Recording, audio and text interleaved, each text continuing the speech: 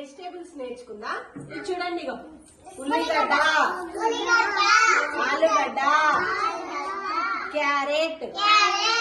చిక్కుడు, గోరు చిక్కుడు, బీన్స్, పచ్చిమిర్చి, బఠానీ, కాకరకాయ, బీరకాయ, బెండకాయ, దొండకాయ, వంకాయ, క్యాబేజ్,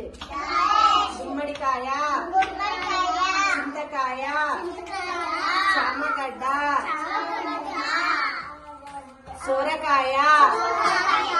గుమ్మడికాయ, ముల్లంగి, దోసకాయ, టమాటా, గోబీ పువ్వు, బీట్రూట్,